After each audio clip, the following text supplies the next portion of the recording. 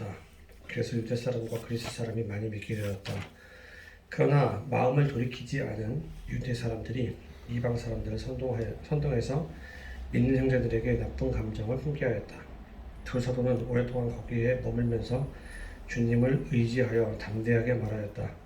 주님께서는 그들의 손으로 표징과 놀라운 일을 행하게 하셔서 그들이 전하는 은혜의 말씀을 확증하여 주셨다.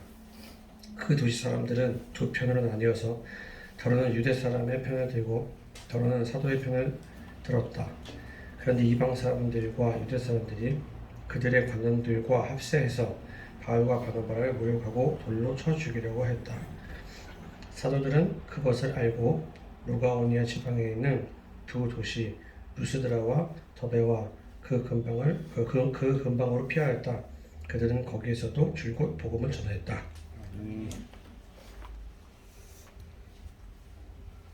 이따가 이거 내 기도 끝나면 거죠. 네, 알겠습니다.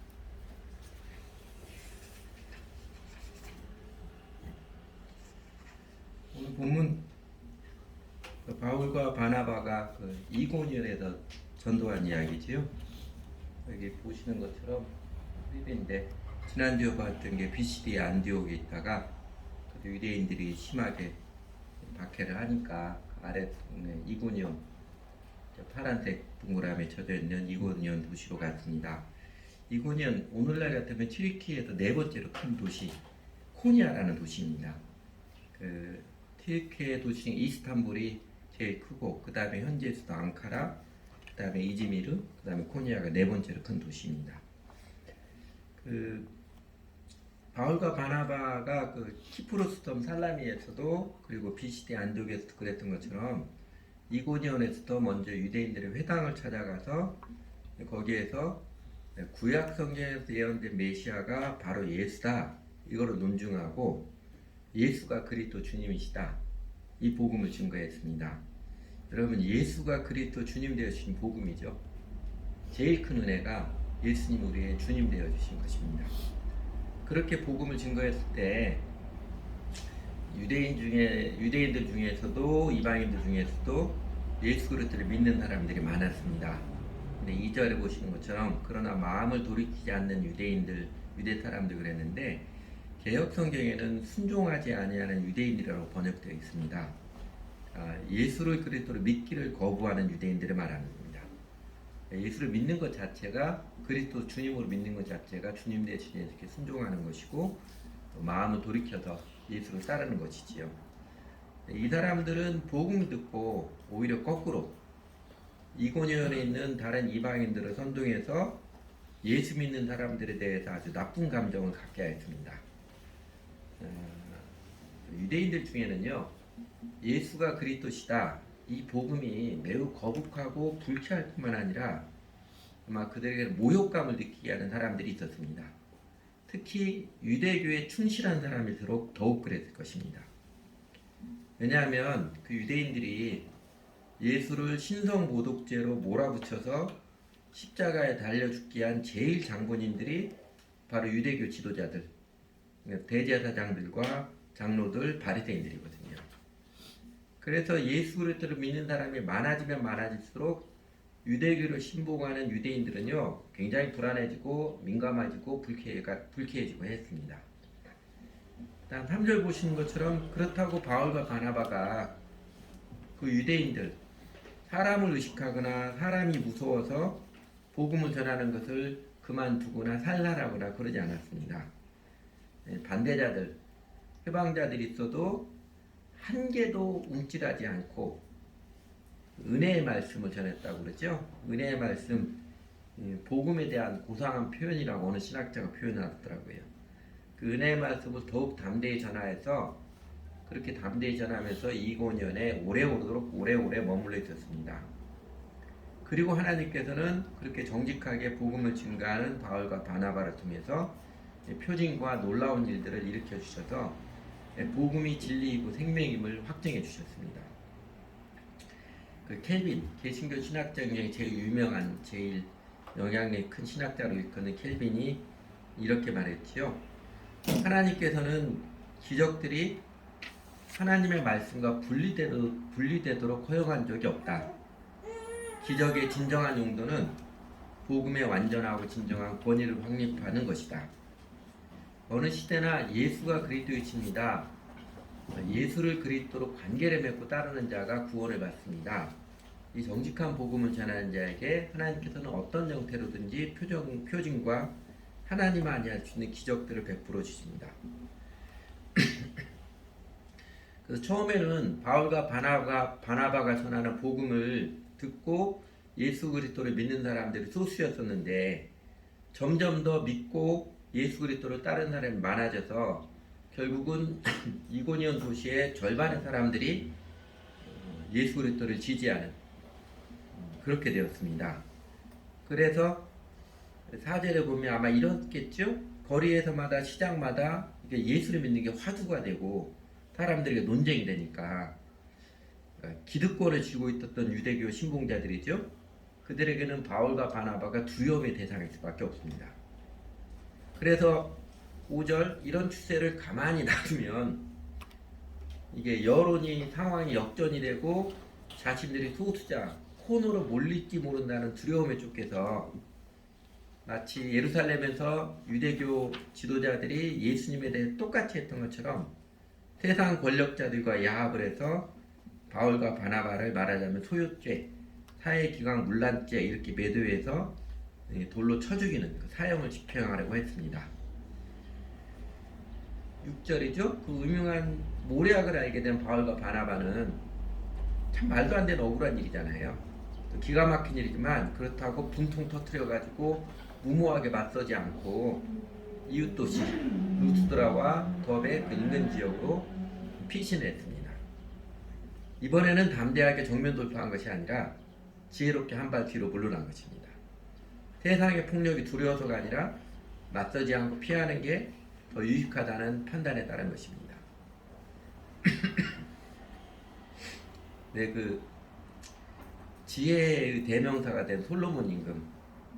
솔로몬이 하나님께 그 지혜를 구할 때 하나님께서 물어보잖아요. 얘야, 너 세상에 많고 많은 선물 중에 하필이면 지혜를 구하는 이유가 뭐냐? 이렇게 물으셨을 때 열왕기상 3장에 보면 솔로몬이 그렇게 대답하잖아요. 종은 작은 아이라 출입할 줄을 알지 못합니다. 이렇게 답변하잖아요. 출입을 할 줄 모른다. 그러니까 지금 상황이 앞으로 나아가야 하는 때인지 뒤로 물러날 때인지 이것을 잘하는 게 지혜이지요. 내가 지금 말을 해야 할 때인지 침묵해야 할 때인지 가만히 인내해야 할 때인지 적극적으로 행동해야 할 때인지 일어나서 빛을 발해야 할 때인지 하나님의 때를 기다려야 하는 때인지 투자를 해야 할 때인지 자산을 지켜야 할 때인지 적절히 잘 구분할 줄 아는 게 인생의 지혜이고 사역의 지혜입니다.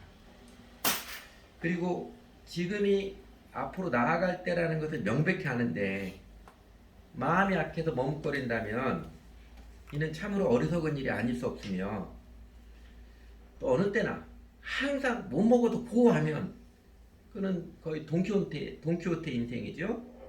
낭패를 크게 겪는 우매한 인생에 불과할 것입니다. 아마 그런 면에서 인생은 고스톱입니다. 고할 것인가 스톱할 것인가 그것이 문제로다. 이게 인생이지요. 복음을 전하고 제자를 삼는 하나님의 사역에도 이 지혜와 담대함 모두가 절실히 필요로 합니다. 복음은 무대포로 전하는 것이 아닙니다. 무대포로 전하지 않아도 됩니다. 매우 소중한 복음이기에 더욱 지혜가 필요로 하고 마귀가 언제나 회방을 듣기 때문에 담대함을 필요로 합니다. 바울과 바나바는 이면에서도 우리에게도 매우 훌륭하고 아름다운 부분이 있지요. 오늘 본문의 바울과 바나바의 모습에서 지혜라면요, 먼저 유대인의 회당을 찾아가 복음을 전한 것, 이건 전략이죠. 웬만한 마을 도시에 가서는 제일 먼저 유대인의 회당을 찾아가 복음을 전한 것이고, 또 하나는 그 극렬 유대인들이 세상 관원들을 구워 삶아가지고 자신도 돌로 쳐 죽이려고 하는 흉계를 알았을 때, 이 말도 안 되는 억울한 상황 앞에서 분노가 폭발해서 무모하게 대들거나 싸우려 하지 않고 살짝 피신해서 어쩌면 그들로 하여금 김 빠지게 하는, 이거는 지혜의 모습입니다.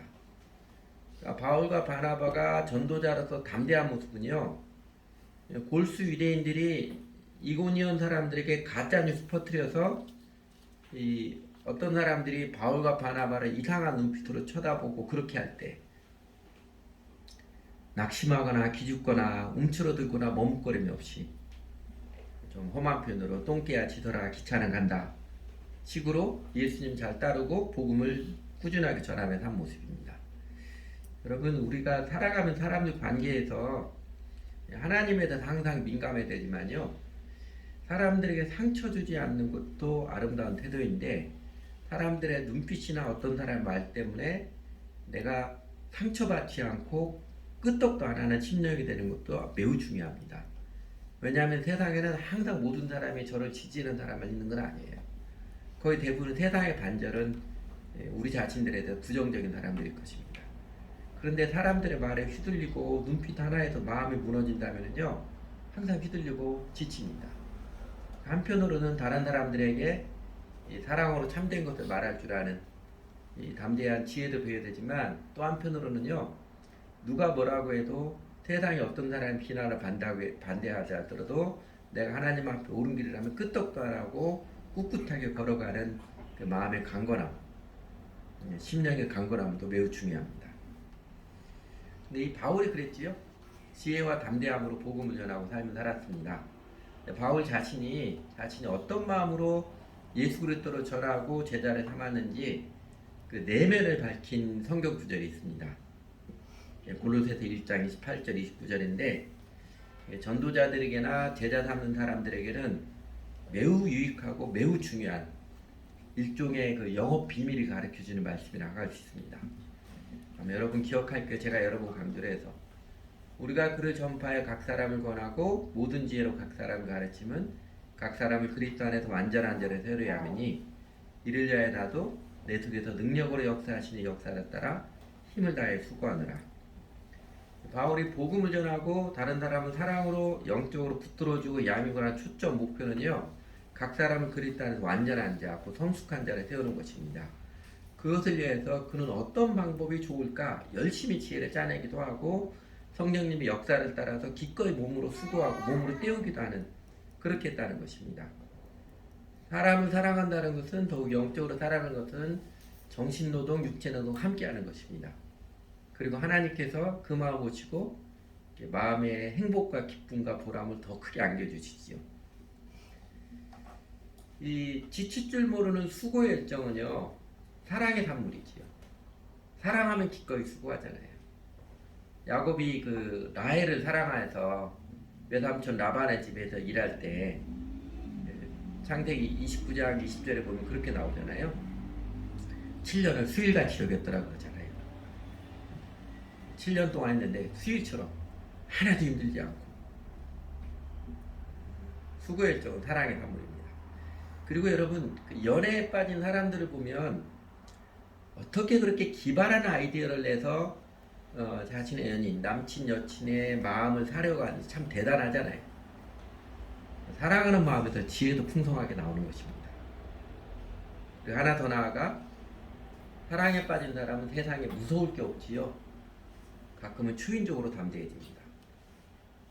사람 이야기는 아니지만 여러분 이야기 들어보셨는지 모르겠어요. 그 브라질 리우데자네이로 그 남쪽 남동쪽 해안에 프로베타라는 어촌이 있는데, 그 마을에 70대 할아버지 주앙 페라이라 수잔 할아버지가 벽돌공으로 일하다가 이제 은퇴를 해서 살고 있었어요. 수잔 할아버지인데 2011년에 어느 날 해변에 산책하다가 해변에서 기름이 뒤범벅이 된, 그래서 굶어 죽어가는 펭귄 새끼 한 마리를 발견했습니다. 수자 할아버지가 자신의 집으로 그 펭귄을 데려서 기름때를 깨끗이 식히고 멸치와 정어리를 먹여서 정성스럽게 돌봐줘서 살려줬어요. 정성어리 보살핌으로 펭귄이 몸이 이전처럼 회복하고 아주 건강하게 돌아다녀서 수자 할아버지에게 펭귄을 바다에 돌려보내기로 마음을 먹고 몇 번이고 바다에 돌려보냈지만 펭귄이 돌아가지 않았습니다. 할아버지 줄로 따라오는 거예요. 심지어는 안 되겠다, 아주 멀리 배를 타고 바다 한가운데가 펭귄을 놓아줬는데, 이 펭귄이 배보다 먼저 할아버지 집에 딱 와서 기다리고 있는 거예요. 그래서 하는 수 없이 그가 펭귄에게 딘딘이라는 이름을 붙여주었고 그리고 11개월을 함께 더 보냈습니다. 근데 펭귄도 털갈이합니다. 펭귄이 털갈이아가 될 때니까 어느 날 수자 할아버지를 남겨두고 펭귄 친구들과 함께 바다로 사라졌습니다. 이제 영원히 안 오겠지 했는데 한 4개월 지나서 이 딘딘 펭귄이 다시 수자 할아버지 찾아와서 아주 꼬리를 들며 할아버지 품에 안기는 거예요. 근데 이 펭귄이 어디까지 갔냐면요. 그 브라질 저 반대편 칠레, 남아메리카 끝쪽이죠. 최남단 파타고니아에서 무려 8,000km를 헤엄쳐서 수자 할아버지가 돌아온 것입니다. 8,000km면요. 서울의 부산을 16번 왕복해야 되는 거리입니다. 그리고 그 해부터 매년 6월에 찾아와서 한 8개월을 수자 할아버지를 보내고 털갈할 때 되면 다시 2월이면 털갈이하고 짝짓기하려 해서 그의 동료들과 함께 그 칠레 최남단 파타고니아로 다시 8,000km를 갔다 옵니다. 그래서 이제는 그 마을에 1,300명 정도 살아가는 마을에 아주 마스코트가 되었죠. 그때 딘딘이 돌아오고 온 마을 사람들이 좋아하고 축제를 벌입니다. 영국의 BBC 방송에서 2번이나 이 딘딘을 상세하게 소개하게 됐습니다. 그때 전 세계 사람들이 다 아는 해외 토픽 세계적인 마스코트가 되었죠. 펭귄도 사랑에는 무서울 게 없습니다. 사람도 사랑에 빠지면 무서울 게 없지. 그러니까 바울이 복음을 전하고 제자를 삼는데 지혜와 담대함의 근원은요 사랑이지요. 주 예수님의 사랑을 알고 주 예수님을 열렬히 사랑하는 그의 사랑의 열정에서 비롯된 것입니다. 우리가 아는 요한복음 4장의 사마리아 여인도 자신을 찾아와 주시고 자신의 인생, 자신의 영혼의 문제를 콕 집어서 치유해 주시는 주 예수님의 사랑을 알았을 때 그는 자연스럽게 주 예수님을 사랑하는 사랑에 빠져서 누가 시키지도 않았는데 자신이 잊어버리고 마을 사람들이 내가 그리스도를 만났다 마구 전도하고 다녔잖아요. 전도자로서 제자 삼는 자로서 바울의 탁월한 지혜와 놀라운 담대함은요 예수님의 사랑을 알고 예수님을 사랑하는 그의 마음의 자연스러운 열매입니다. 그러니까 바울의 전도는 영적으로 업적 쌓기 위해서나 자기가 선교사라서 성공의 신화를 쓰기 위해서나 선교 목표를 달성하기 위한 집착이나 교회를 성장시키기 위한 불타는 의지에서 비롯된 게 아닙니다. 무엇이든 심지어 교회 일이라 할지라도 자신의 위대함을 보이고자 하는 열정은요 모두가 다 자기 행위의 노력으로 존재감을 과시하여서 자기 만족을 추구하는 성경 표현으로 자기의 집착일 뿐입니다. 오늘날 우리들 주변에서도요 예수님의 사랑을 알고 예수님을 사랑하는 사람이 복음을 증거하고 전도를 잘합니다. 그러니까 주 예수님을 사랑을 아는 자는요 자연스럽게 전도하고 불행의 열망을 가집니다. 제가 우리 주변 사람들이 하도 자랑을 많이 해가지고 우리 교인들 많이 알고 들었을 텐데 못 들은 사람들이 또 다시 이야기합니다. 제 베트남 딸내미 하나 있잖아요. 린 한 7년 전에 거의 기쁨이랑 같은 때 만나기 시작했는데 여기든 유원당 선교사님이 메일을 보내왔어요. 형 제가 얘 하나 보낼 테니까 얘 하나 딸내미처럼 생각하고 키워주세요. 한국에 아는 사람 없으니까 형 교회 가까운데 학교로 편입해서 가니까 키워주세요 해서 제가 도착하는 첫날 그래 만났거든요. 첫날 저녁 때 만나서 저녁을 김치찌개를 싸주는데 못 먹더라고요. 매워서 잘 못 먹더라고요. 그리고 이제 내가 이원상 선생님 그 선배인데 너 한국에 아는 사람 없다니까 하여튼 열심히 공부해라.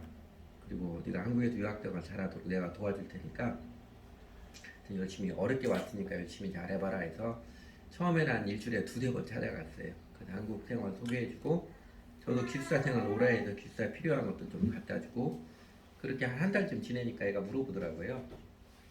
근데 선생님이 뭐 하시는 분이세요? 이러더라고요.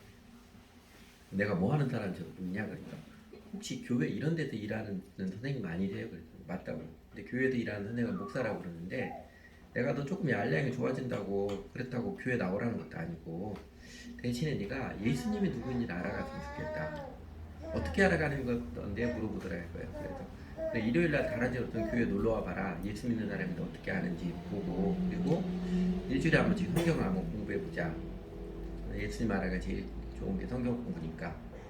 그래서 그때 기쁨이 기쁨이랑 같이 린이랑 일주일에 한 번씩 만나서 저녁 먹고 성경 공부하고 그렇게 했는데 그때는 기쁨이도 한국말 잘 못하고 린도 한국말 잘 못하고 해서 이게 성경 공부가 되는지 안 되는지도 잘 몰랐어요. 그리고 이제 그때는 제가 이제 교회 그때 뭐 오기 시작했는데 교회 꼭 오라고 절대로 하지 않았습니다.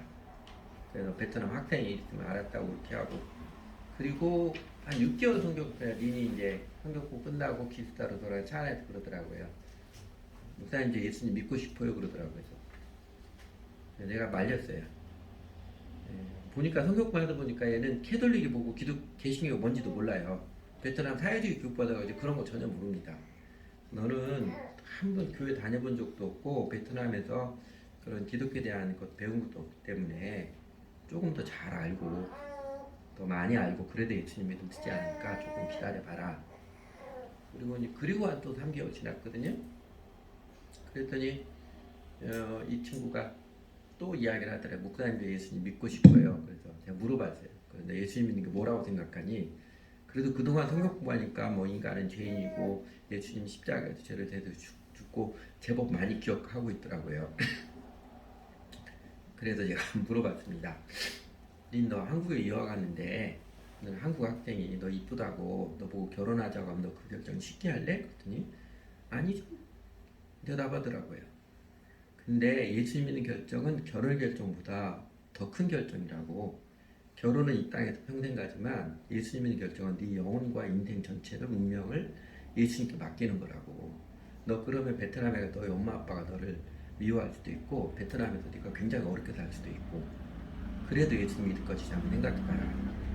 그리고 그래도 그렇게라도 그렇게 해도 네가 예수님께 네 인생 의탁하고 싶으면 다시 이야기해라. 내가 보니까 입이 이렇게 뾰록 나왔어요. 좀 불만스러워 하더라고요. 그리고 한 3개월 지났죠. 그러니까 린 만난 지 1년쯤 돼서 그때도 이제 기쁨이랑 같이 성경 공부하고 기타 데려주는데 린이 저한테 뭐라고 했냐면요. 목사님 저 예수님 믿으면 안 돼요 이러더라고요. 그래서 그날 정말로 그렇게 예수님께 인생 의탁하고 믿을래 그래서 믿겠다고 해서 결심 기도하고 믿었습니다. 그래서 이제 그날 그랬더니 네가 예수님 이제 주님 믿을 때 해야 될 게 있다. 첫째는 주일날 예배 절대로 빠지지 마라. 네가 제일 중요한 게 예수님이니까 무슨 일이 있어도 빠지면 안 된다. 그렇게 이야기하고 그 다음에 네가 예수님 믿으니까 아침 저녁으로 기도하고 성경 읽어라. 네가 스스로 이제 성경 읽어야 된다. 그렇게 하겠다고 그러더라고요. 그래서 다른 이야기 다 생략하고 그리고 한참 지나는데 어느 날 갑자기 린이 저한테 그러는 거예요. 목사님 애들이 교회 한두 번 왔다가 안 와요 그러더라고요.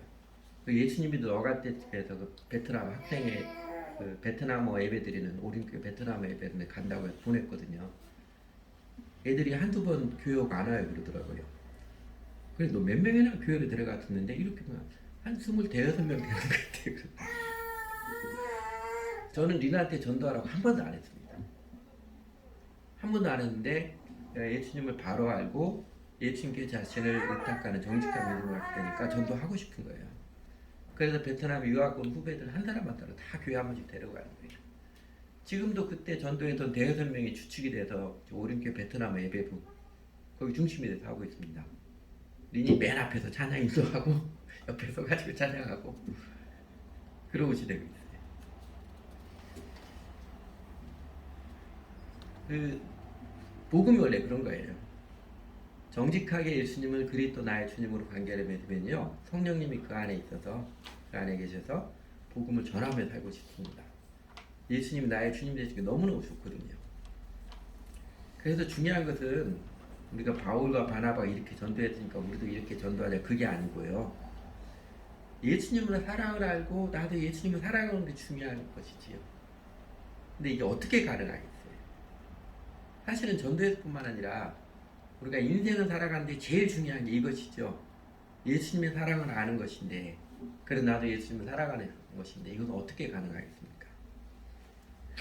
종종 교인들이 예수님의 사랑을 아는 것을 그 바울이 다메섹 길 위에서 그 환상을 보고 꼬꾸라졌던 것처럼 신비스러운 체험을 해야만 되는 것처럼 여기는데 이건 잘못된 생각입니다. 잘못된 길이에요. 그 바울이 예수님의 사랑을 알고 예수님을 사랑하게 된 것은 다메섹 길 위에서 환상적으로 신비적 예수 만났던 삶의 경험 그 한 번에 다 이루어진 것 결코 아닙니다. 다메섹 길 위에서 신비적 체험은 바울에게 분명히 충격이었죠. 그의 완고한 유대교 고정관념, 그릇된 사상과 자기 의에 집착을 뒤흔드는 충격적인 사건의 시작이었습니다. 그런데 그날의 체험은 바울에게 그의 눈을 멀게 한 것이 그의 눈을 뜨게 한 것이 아니었습니다. 비유적으로 표현하면요. 그죠? 그 눈을 멀었잖아요. 나중에 눈 뜬 건 아나니아 만나서 눈을 뜨게 되는데 정작 그의 영적인 눈을 뜨게 된 것은요. 그 이후 우리가 앞에도 보았듯이 아나니아를 만나서 복음을 듣고 제자들과 함께하면서 복음을 배우고 아라비아 3년 광야를 지내면서 예수님을 배우고 성경을 다시 확인하면서 아 예수가 그리스도 구약에서 하는 메시아다. 이 진리, 이 성경적 가치관, 복음의 사상이 확고하게 깨닫고 세워졌기 때문입니다. 또 다른 예로요. 바울에게는 처음 시작이 다메섹 길 위에서 충격적 신비적 체험이었지만 여러분 예수님의 12제자들이나 바나바의 경우는요. 그들 모두가 다 바울과 똑같은 신비적인 체험한 거 아니지요. 그죠? 사도행전 다른 사람들은 처음 복음을 들었던 게 시작일 수 있습니다. 그러나 바울이든 12제자든 바나바든 예수를 믿은 사람의 공통점은요. 그들이 모두 예수님을 배우고 알아가는 진지하게 배우고 알아가는 과정이 있었다는 것입니다. 심지어 복음서에 보면 이런 사람들 많잖아요. 예수님께서 엄청난 기적을 보여주고 체험케 해주셨어도 그들 모두가 다 예수님의 사랑을 알고 예수님 사랑하는 제자가 되지는 않았잖아요. 예수님 배우고 예수님 알아가는 과정을 거부한 사람들 많잖아요. 그러니까 예수님의 사랑을 알고 예수님을 사랑하는 자가 자연스럽게 전도자의 삶을 기쁘게 살아가고 전도자의 일뿐만 아니라 신앙생활 전체를 즐겁고 신나게 살아가는데 그 관건은 예수님의 사랑을 예수님을 사랑하는 관건은요. 예수가 누구인지 진지하게 배우고 알아가는 과정입니다. 그렇게 예수님을 배우고 알아가면서 바울이 절실히 깨달은 게 세 가지 있습니다. 제가 보면 세 가지. 첫째는 예수가 그리스도면 구세주이시구나. 예수님이 로드 앤 세이비이시구나. 예수님이 세상과 세상 역사를 다스리는 주 하나님이시고 내 인생의 주님이시고 그 예수님을 주님으로 믿을 때 진정으로 구세주 되시는구나. 이 진리였고요. 둘째는 사람은 예수님을 주님으로 모시고 따를 때 이신칭이 이 뜻이죠. 사람의 심령이 행복하고 자유케 되는 일은요. 자기 스스로 자기를 높이려고 하고 인정을 받으려고 자기 의로움을 나타내려고 애를 쓰고 발버둥 쳐서 되는 게 아니라 예수께 자신을 헌신하고 주 예수님 따를 때 비로소 내 죄가 용서받은 그 기쁨을 알고 하나님께서 의롭다 하시 선언해 주시는 그 감격을 알고 그래서 마음이 떳떳하고 평안하고 담대해지는 영혼의 만족을 드린다는 것. 이것 깨달은 거지. 자신이 바리새인 중에 바리새인으로 그렇게 종교에 열심히 낼 때 그럴수록 자신의 마음에 괴로움이 더 깊이 파고들었었는데 예수님의 복음을 예수님 만나고 복음을 알고라서 자신이 그 추구 어떻게든지 자기를 내세우는 자체가 죄이고 예수님의 은혜를 알게 됐을 때 은혜를 알았는데 비로소 그 심령이 자유해지고 평안하고 담대해지는 이신칭의 진리를 깨달은 것입니다. 그리고 셋째로 바울이 그리스도를 알아가면서 절실히 깨달은 것은 자신이 죄인 정말 죄인이라는 진실을 깨달았지요. 그 죄의 정체는 뭐 거짓말하고 도둑질하고 이런 게 아니고요. 자신이 인생이 그릇된 추구를 하는 자아집착의 죄라는 것을 그 사실 깨달았습니다. 그러니까 자신이 삶을 살아가는 모든 일들, 심지어 우리들 같으면 이렇게 교회를 다니는 일조차도 자신이 종교적 열심을 동기도 목적도 다 뭐 때문에요? 자기를 높이고자, 자기를 드러내고자, 자기가 인정받고자 집착하는 이 그릇된 추구의 본성이구나. 내 행위로서 의롭다 하심을 받으려는 그 본성이 바로 주임을 점점 더 확연하게 발견한 것입니다. 그래서 바울 스스로의 고백이 죄가 더한 곳에 은혜가 더욱 넘쳤나니 로마서 5장 20절에 그렇게 고백했던 것처럼 예수님의 십자가 부활의 사랑을 아는 것은요 정확하게 내가 얼마나 못된 죄인인가 내가 얼마나 자기중심주의고 내가 삶을 살아가는 모든 것이 결국은 나를 위해서 내 행복과 내 만족과 내 높아지기 위해서 다른 사람에게 내 인정받기 위해서 그렇게 추구하는 그릇된 추구라는 것을 깨달아는 것과 비례합니다. 오늘 우리들에게도 내가 얼마나 못된 죄인인가 아는 것을 깨달아는 것은요, 인간의 진실이라는 것은 내가 삶을 살아가는 이유, 교회에 나오는 이유, 이 모든 인생의 동기와 목적이 나도 결국은 나를 높이고 나를 잘 보이고 싶고 내가 인정받고자 하고 내 체면 좀 태우고 싶고 자직자 존재임을 아는 것입니다. 목사가 되고 선교사가 되고 뭘 해도요, 결국은 나를 높이고 내가 인정받고자 하는 그릇된 추구라는 자기중심 존재, 그게 바로 죄인이구나, 이거 아는 것입니다. 그 그릇된 추구, 자기를 잘 보이려고 하는 자아집착의 마음 때문에 사람들은 자신의 그 정직한 시대를 감추죠. 교회에서도 솔직한 이야기 못하잖아요. 거짓말을 하고 교회에서도 가면을 쓰는 그런 모습이 나타나는 것이지. 오늘 설교 제목이 지혜와 담대함으로 복음을 전하다 했는데 정리하면 이렇습니다. 바울과 바나바가 이고니온에서 지혜와 담대함으로 복음을 전하였습니다. 그렇게 지혜와 담대함으로 복음을 전하는 삶을 열심히 신나게 살았던 것은요, 바울이 예수님의 사랑을 알고 그도 예수님을 정말로 사랑했기 때문에 나오는 자연스러운 열정이었지 자신의 목표 달성이나 자기 체면, 자기 업적 쌓기 위한 어거지 행동이 아니라는 것입니다. 그리고 바울이 예수님의 사랑을 알고 예수님을 사랑하게 된 것은요, 한 번의 신비적인 체험이 아니라 그러니까 예수님을 참되게 배우고 알아감으로써 예수가 그리스도이며 구세주라는 진리, 그를 자신이 얼마나 그릇된 추구라는 죄인인가를 깨달아 알아가게 된 자연스러운 결과입니다. 예수님께서 다메섹 도상에서 바울의 삶에 간섭하여 찾아오셨듯이 성령 하나님께서는 오늘날 세상의 모든 사람들의 삶에 찾아와 간섭하십니다. 예수님께서 예고하셨잖아요. 성령님 오실 때 요한복음 16장에 예고하실 때 성령이 오시면 사람들이 의에 대해서 죄에 대해서 심판해서 잘못된 생각을 깨우쳐 주신다고 그러죠. 사람들이 잘못 생각하고 깨우쳐서 성령님이 여러 모습으로 찾아오십니다. 어떤 사람들은 꽤 충격적인 체험이기도 하고요. 어떤 사람에게는 부드러운 사랑의 손길이기도 하고, 그 성령님께서 찾아와 주시고 사랑으로 간섭해 주신 손길은 매우 다양합니다. 사람마다 다르고요. 충격적이라고 해서 다 예수님을 알아가는 것도 아니고요. 오늘날에도 세미한 손길, 부드러운 손길이라 해도 모든 사람이 못 느끼고 무시하고 넘어가는 것도 아닙니다. 물론 자기 쾌락과 자기 욕망에 빠진 사람은 아무리 그 은혜의 손길이 많이 내려져도 안타깝게도 그 은혜를 다 세워나가게 버리는, 그렇게 살아가더라고요. 그러나 그 하나님의 성령 하나님이 우리 삶을 간섭해 주시는 사랑으로 간섭해 손길이 단 한 번만 있는 것도 아닙니다. 신실한 하나님께서 계속해서 우리 삶에 찾아와서 우리에게 말씀해 주십니다. 중요한 것은 그렇게 우리 삶에 찾아와 주시는 성령 하나님의 손길을 우리가 모른 척 무시하느냐, 여전히 내 생각, 내 판단에 고집하여 모른 척 무시하느냐, 아니면 그거를 계기로 하나님께 내 삶에 간섭하시는 그 손길을 계기로 예수님을 진정으로 배우고 알아가느냐입니다. 그러므로 인생이 물에 술 탄 듯 술에 물 탄 듯 아무것도 아닌 그냥 허무의 몸부림에 불과하지 않도록 우리도 예수 그리스도의 사랑을 알고 예수님을 사랑하여서 영혼의 의미가 있는 인생, 자연스럽게 이웃의 생명을 구원하는 전도자로서 보람있는 인생을 신바람 나게 살아가도록 중요한 것은 이런 것입니다. 한 가지죠. 앞에 됐던 것처럼 예수님을, 그리고 예수가 그리스도임을 증거하는 복음을 배우고 알아가기에 참되시기 바랍니다.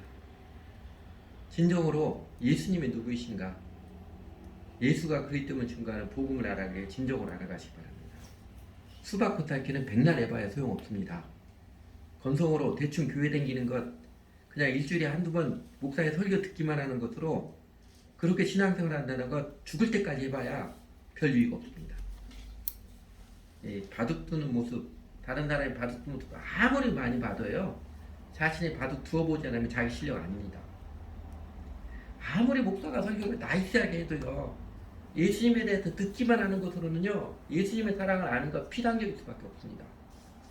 교회 생활, 눈치와 통밥으로 대충 건성으로 며칠 년 해봐야 예수님의 사랑, 예수님의 구세해 주심은요, 여전히 남의 이야기입니다.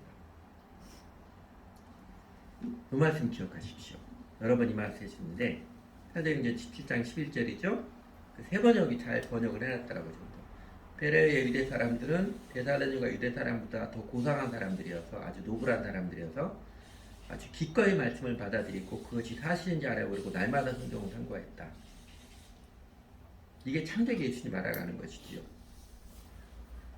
베레아 사람들처럼 잘 배우고 그리고 자기가 직접 스스로 확인하는 태도가 예수님의 사랑을 알아가는 생명의 누리는 열쇠입니다.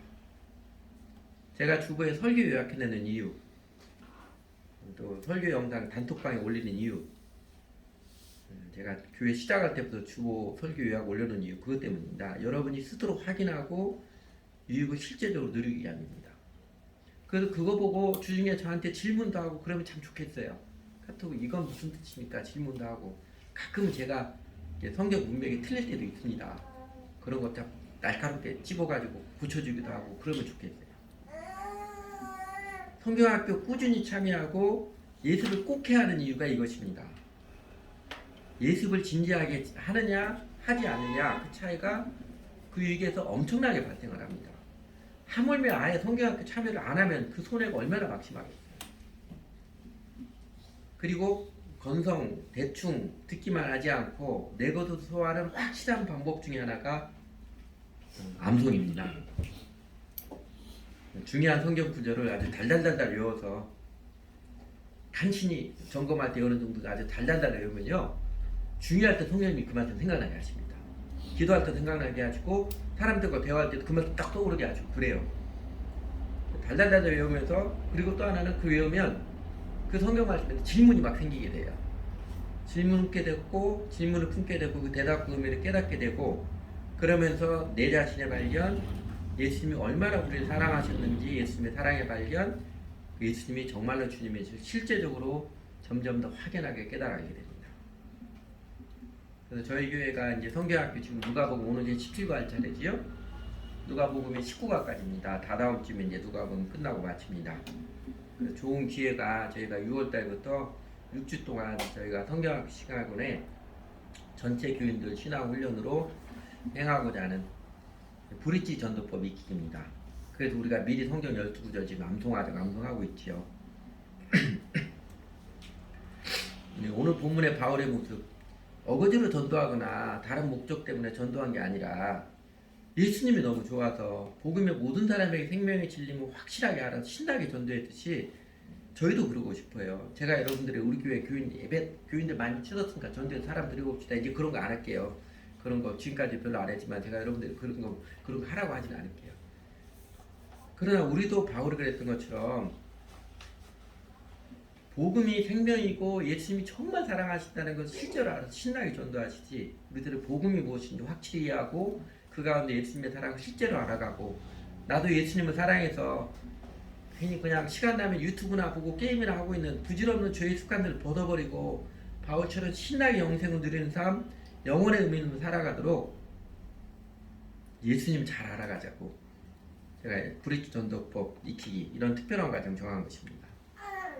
여러분 미리 12구절 암송부터 해보시기 바랍니다. 사실 이거 마음만 먹으면 1시간 정도 하면은 12구절 대부분 외웁니다. 우리나라 사람들 한글이 쉬워서 1시간 정도 집중해서 성경 암송 12구절 외워요.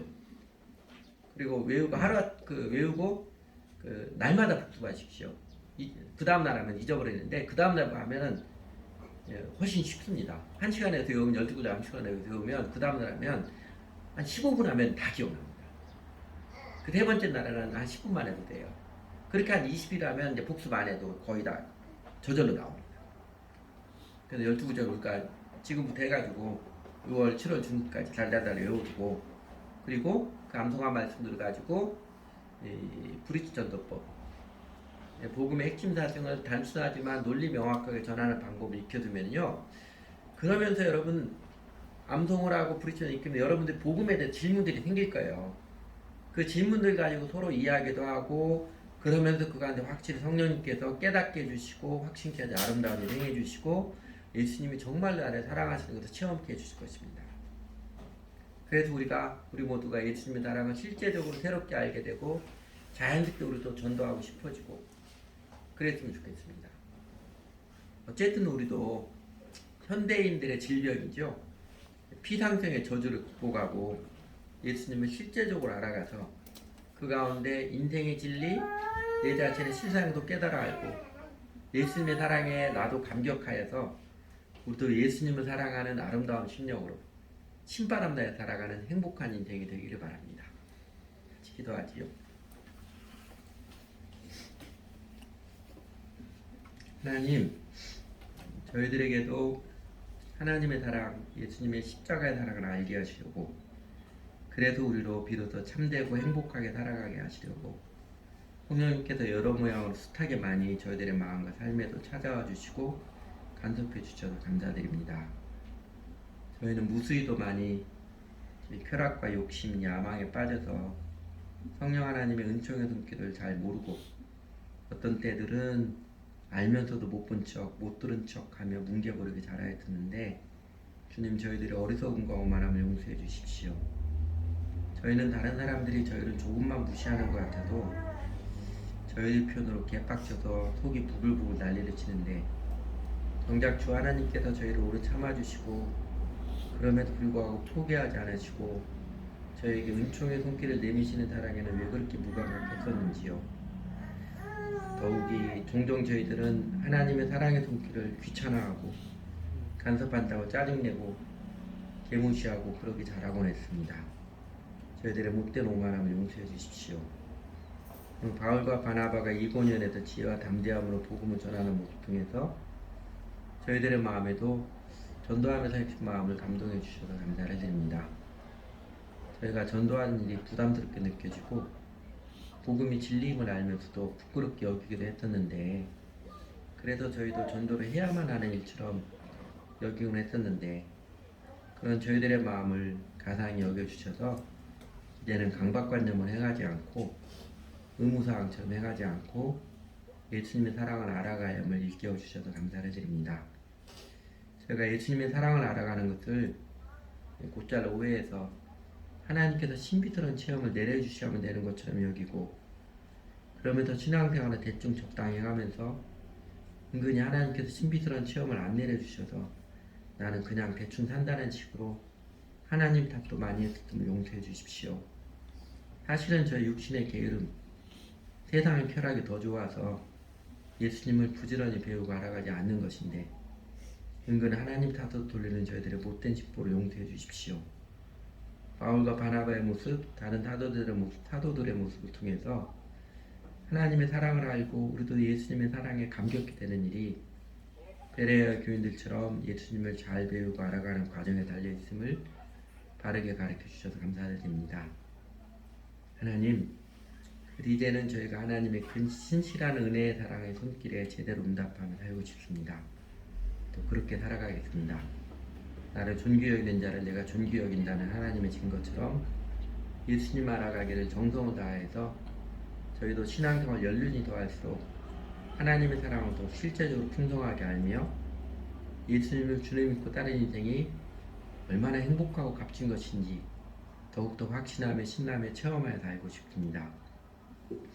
물론 저희에게도 바울과 바나바에게처럼 세상이 주는 고난이 있고 세상을 거슬러 나가는 수고로운 어려움들이 있지만 성령 하나님께서 권능으로 함께 해주시고 지혜도 주시고 담대한 마음도 주셔서 오히려 세상을 이기며 살아가는 승리의 행진, 승리의 인생을 살고 싶습니다.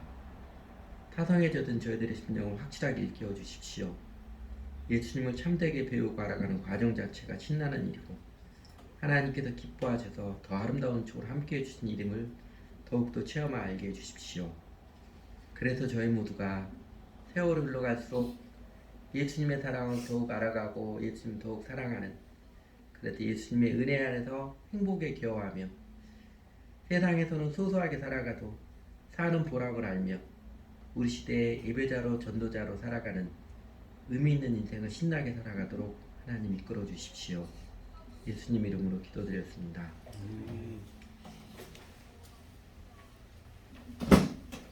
오늘 복은 찬송